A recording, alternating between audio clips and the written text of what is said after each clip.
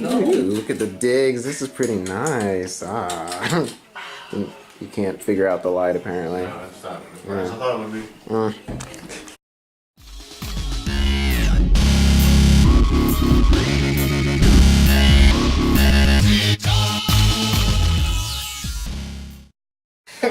Tell us the key to Get success. wide.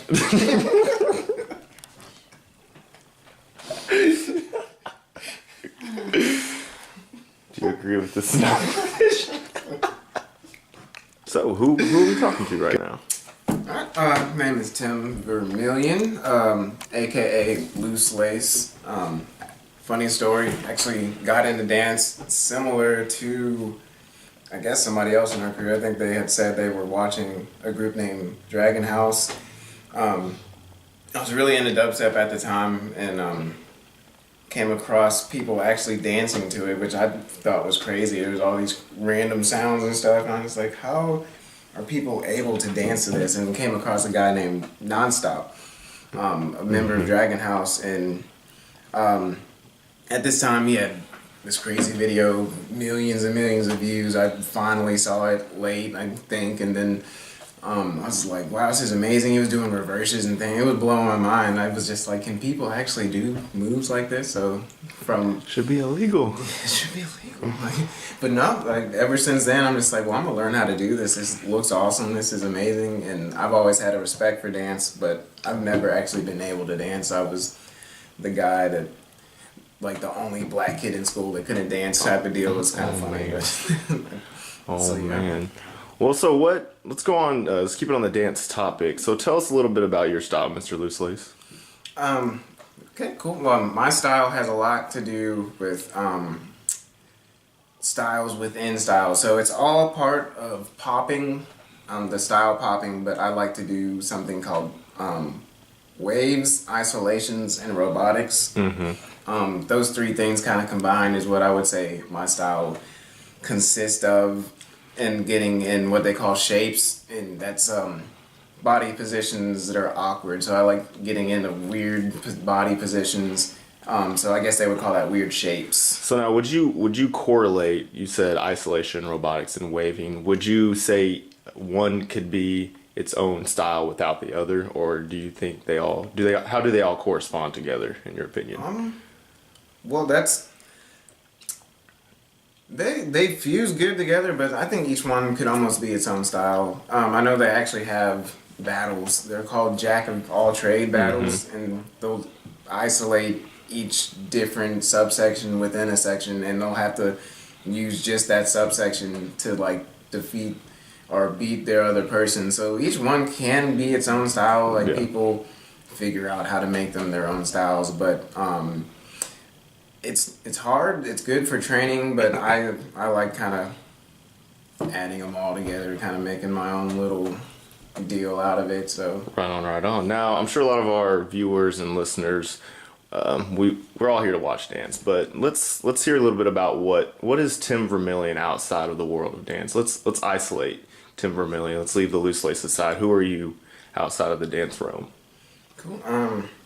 Outside of dance, I actually do a lot of things. My plate's pretty much always full, so I do a lot of other things in the art. So I like to work on cars, and by work on cars I mean like design my own body kits and stuff like that, do my own body work. So like, to me, that's just another form of art, creating something out of something that's already there. I like to draw, and I've actually, for the longest time, I've made my own comics, done my own animation and stuff like that. I actually went to school for 2D and 3D animation at one point, so I was actually designing a game at one point too. So I pretty much like anything artistic I like to do. And outside of that, I'm a strong believer in diversifying income, so I have like many different ventures in which I try to, I guess, bring in passive income, so that way I can do basically what I want to do. I have all those hobbies, so I want to do what I want to do without having to go be somewhere and just have some stuff come in. So, you know. Now, I think it's safe to say you hit one dance move you're a dancer, but you do 1,000 different things, and because you hit that one dance move, you're still a dancer. What are some tips maybe for some people out there about really not just separating, but how do you bring together everything you do in the dance world and then what you do outside of life? How do you bring those together to really be your own person? Might have to redefine the question. So pretty much, because I feel like a lot of people maybe watch our videos and they know us as the dancers, but what's a good way to separate dancing and with everything else you do? Well, for me personally, this is kind of funny, but like for me personally, to get into a dancer mode or dancer mood, I actually do things like dress like this. Is kind of funny. So like outside of dance, I don't normally dress like this. I would dress, with a nicer shirt, nicer pants and stuff. I do a lot of professional transactions and stuff, so I'll actually dress like casual. But it's funny, like for me to get into a dance mindset or a dance mood, I do things like wear beanies, glasses. These are actually fake, but it gets me into the loose lace mode. These are actually fake too, but I just like how they look.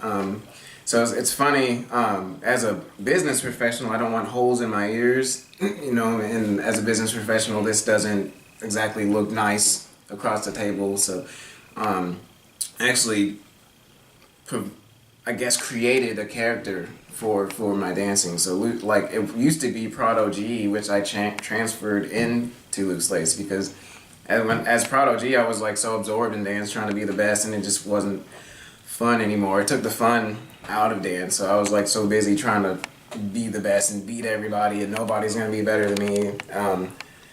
Until I got into this LooseLace mode where I literally had to redefine my dress, like did some goofy stuff like this. I'm just like, for me, it's just like you need to be having fun with what you're doing. Like it's just, you can be good, but having fun, I think, is what's more important.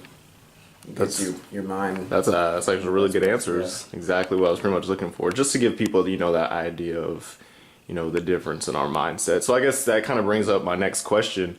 Where did, you kind of answered that. So where did LooseLace really come from? Yeah. Yeah, like I was saying a second ago, they were just because it's fairly recent. I think maybe less than a year ago I changed my name to LooseLace. But I was just at that point to where I was like not wanting to quit dancing, but it was just like not fun anymore. Like I just, like people were like, hey, you want to go out and dance? I'd be like, no. And like just wasn't feeling it anymore, not motivated. And then I guess did an evaluation of myself, and I'm just like, okay, I'm actually not having fun dancing anymore. I'm taking it too serious, and it's not fun. So LooseLace, the whole thing behind it was just kind of like even the name itself, like LooseLace is, just loosen up, like it's too uptight. So actually, when I did that, that's kind of where the glasses came from. It's kind of like goofy, so I was just like, man, once I'm in this mode, I can be goofy, have fun, and it actually expanded my mind way more. I've been able to come up with way more moves and actually grow way more in this mode than I was when I was trying to be serious and beat everybody. So that's good stuff. Good stuff. Any last words for our viewers before we end this wonderful interview? The man behind the camera. I would just say go for it. Like, if y'all have any passions or aspirations, just go for it. You'll never know if you like it or if you're good at it or if you want to continue doing it until you give it, your all. So, yeah. Shabam, shabam. Yeah. You heard it from the one. You all take care. Go.